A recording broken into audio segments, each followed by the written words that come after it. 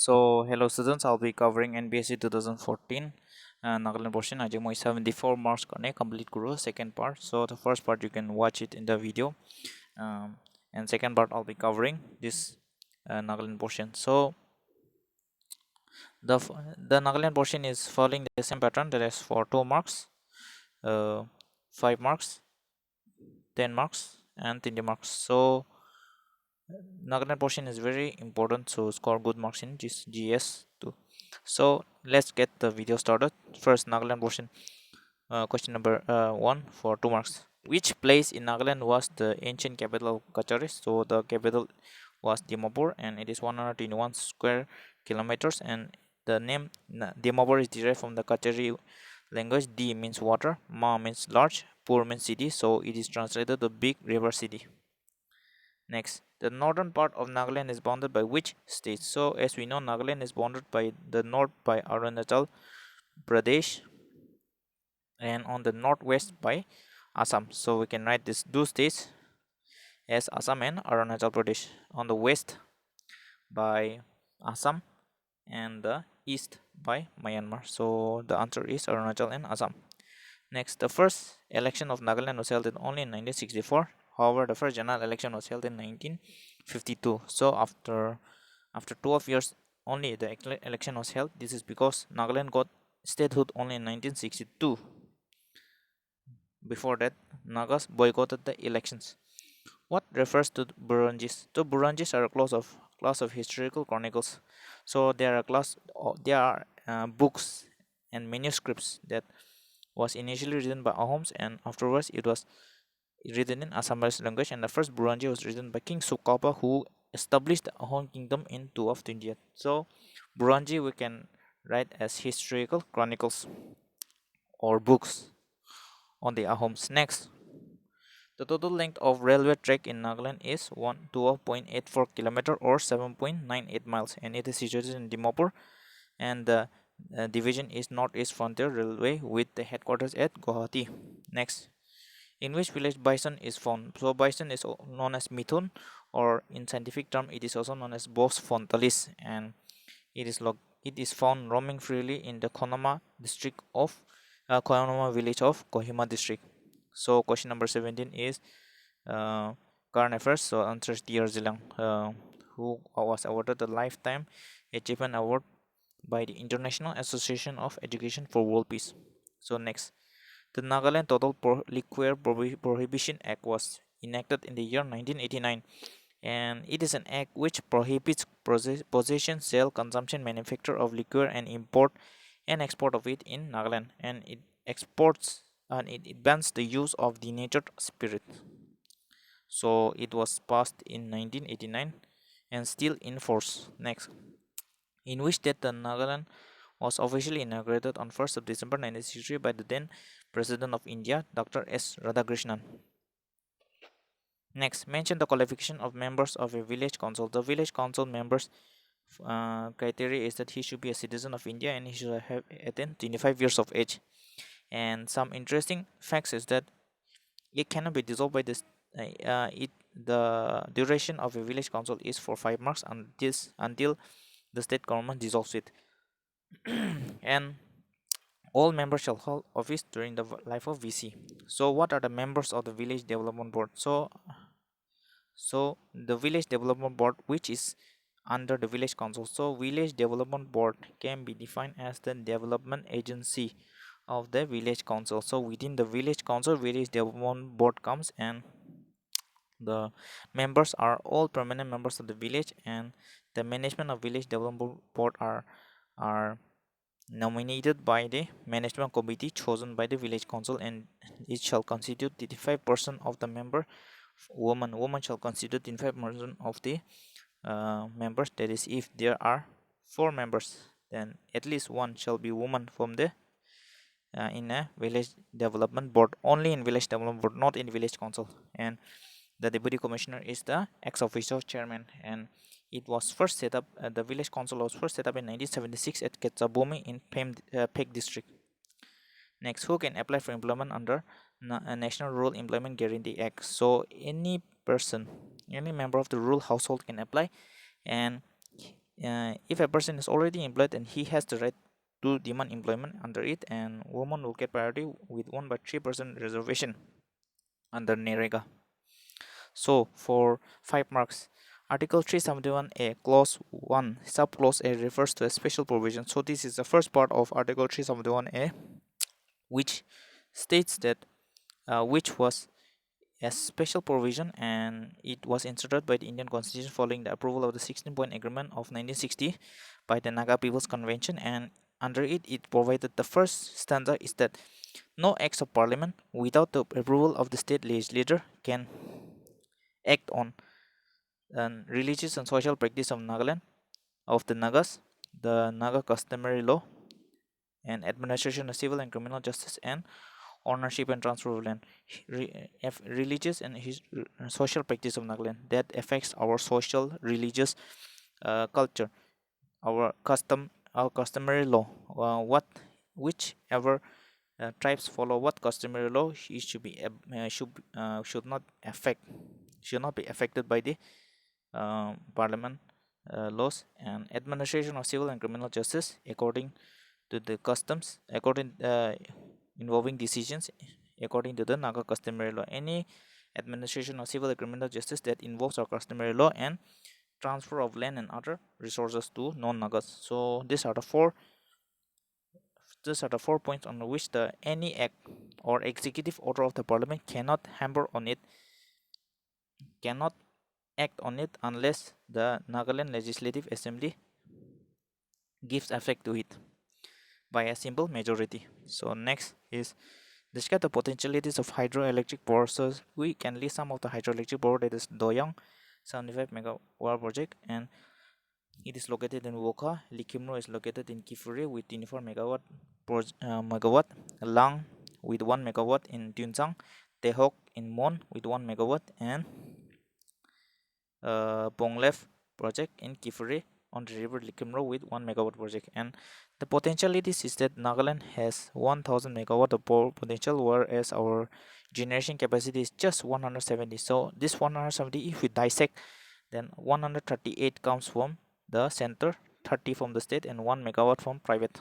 And we can explain that some of the potentialities are river Dikhu, originating from the Norota hills of Zanabuto, Dizu, which is on the eastern part of Nagaland, with high potential for future prospects. So we can write this as simple explanation for 5 marks.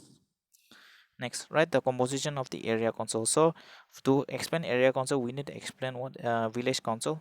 So to be a member of the village council, you should be a citizen of India, 25 years of age, and each shall have 5 years of term, and the chairman of the village council shall be elected by the members, and in his absence, a member chosen by the chairman shall act as a acting chairman, and secretary will be chosen from the members, or he may be from another group. And if he's not a member of the village council, then he will not have any voting rights. And as for the area council, the chairman will be elected from the area council, and during his absence, a person nominated by the chairman shall act as a chairman, and each chairman shall be the ex-officio member of the district planning board. So in every district planning board, there are members, and each member shall be the chairman of the respective area council. And the executive officer shall be the local administrative officer, that is EAC or SDO or ADC. So these are some of the points you can write. So next, explain the role of deputy commissioner in administrating criminal justice. So normally the customary authorities like conboras, chiefs, headsmen, etc., village council chairman, etc., are empowered to dispose of duties except cases in which an offender is charged with heinous crime. So they are responsible for administering civil and criminal justice in the village. However, if the crimes is heinous in nature, like rape, murder, arson, etc., then it is under the deputy commissioner to deal with this. So the village council are empowered to arrest and detain the person and report to the deputy commissioner, and the deputy commissioner can have the right to pass sentence of it, and also of death sentence. However, for death sentence, it should be submitted to the High Court for confirmation. and the deputy commissioner is required to follow procedure of court for criminal justice insofar as the application is required. So for heinous crimes, the deputy commissioner is empowered to pass a sentence, and for passing death sentence also he has the power, except that he needs the approval of the deputy of the high court for passing death sentence. However, due to the separation of power between civil and criminal justice of 1999, the powers of the deputy commissioner have been transferred to the district magistrate. So in Nagaland, the power is transferred to the district magistrate for dealing with criminal justice, not to the deputy commissioner. So write a note on the for 10 marks. Write a note on the status of arts and craft of Nagaland. So we know that from our ancestors, we know that we are very rich in arts and culture, and we have this has always been in harmony with the environment, and our forefathers were employed to craft splendid village gates, houseboats, and morons in villages, and they were very skilled in making fine storage baskets, wicker drinking vessels, and containers, which was inherited from generation of skilled craftsmen, that is transferring the skills from a father to a son in a craftsman's family. So it is the craftsmen, weavers, and artisans who foresaw, so because our socio-political structure was primitive in nature, so the craftsmen used to forage the forest, that is search the forest in search of woods, dyes, barks, etc., and other resources to carve out fine works and art, and simple tools were utilized for making this. And some of the crafts are basketry, so we can give example that the baskets of Konoma are known for the intricate weaves. The baskets of Kimwans, weavers in Tinzang, are known for their fineness and delicacy of work, and entrepreneurs are utilizing this talent for exporting this baskets. And wood carving. So wood carving is also an excellent. Nagas are very excellent wood carvers, and they use simple tools like dao, hand drills, etc., to make fine works of art. And one of the finest is the village cat at Shangyo village in Mon district, and it depicts a massive wood panel with lattice carving depicting objects of art as well as rituals and utility value. Next, the DZP village craft of Dimapur is an excellent example of craft concentrated village and pottery. Our Nagas focus on pottery is not on aesthetics but on use value. So mostly simple and importance is given to functional value instead of the design, and it is mostly done by women. And Ziminyo and Ungma, Ziminyo in Kohima district and Ungma in Mokchung district are famous for their pottery. Metalworks. Metal, if we use the word metal, then automatically the Dao comes in the mind. So iron, tin, and brass are used to produce weapons as well as utility and ornaments. Konyak blacksmiths used to make daos, and they sold the daos in the Assam plains where they were exchanged it for kerosene, salt, and other items. And to this day, dao spears, chisels, ornaments are still made by local blacksmiths whose skills are highly valued. And jewelry and beadwork are also popular with local craftsmen, and Naga festivals are a testimony that metalworks are an integral part of our Naga culture. Next, for 20 marks, write the status and prospect of tourism in Nagaland. So in 2013 NPSC it was repeated the same question, so you can refer the last video for the notes. Nevertheless, I will explain this. So in India, the GDP is to 6.8% on for tourism, and because Nagaland has boundaries with Bhutan, with China, Myanmar, etc., it provides an excellent opportunity for tourism. And since our socio-economic infrastructure and status is poor, and our insurgency problem, which has which have limited our growth, our economic growth in infrastructure. As a result of this, we have lagged behind in many states for over 30 years. So Nagaland presents a bouquet of unique experience to travelers, and due to infrastructural, social bureaucracy, political problems, we have not achieved our full potential. And tourism policy was started in Nagaland only on the 23rd of January 2001 under the State Industrial Policy of 2000, and tourism is relatively new activity in discovery stage. and efforts are made to improve their tourism infrastructure, transport system, roads, accommodation, tourist spots, sites, and circuits. And the adoption of tourist policy in 2001 has brought sharp increase of 125% of tourist inflow during 2001, and as per 2017 statistics, the total inflow of tourists was 1,02,062 domestic and 4,166 foreign tourists in Nagaland. So, what are the prospects of tourism in Nagaland is that we need to improve our roads and transport, and by improving our railway station, because Nagaland has only one railway station, that is in Dimapur. So, expanding the railway station can help in providing tourism. Air, only one airport, so the airport in Kohima can help in facilitating tourism, and special tourist facilities of exit and entry points. So, providing um, good facilities for tourists at the entry point can provide a um, can help in promoting tourism. And next, tour operators agents and promoting tourism through our local youth can help in providing in generating employment and income for our country, as well as promoting tourism. And introduction of Nagaland registration of tourist trade act, that is provide for regulation promotion and tourism in the state by way of registering people dealing with tourists and matters, and ensuring a coordinated and regulated development of tourism in the state, and barrier free design for differently able. So, providing tourist facilities to differently able people can also help in blooming our tourism facilities in Nagaland. So, for this, you can write for 20 marks, and uh, expanding the various factors that led to the tourism, and also which areas we need to improve. If you write this, we can at least expect 20 out of 20, 15 or 14 marks. So, next is border issue is a relic of historical injustice in Nagaland. So, our border issue is is a very long has a very long origin, and the reason of conflict, we will be reading this. So, recently there's been a conflict between Assam and Mizoram, and Assam and Nagaland in the Mokokchung area near Sarangong.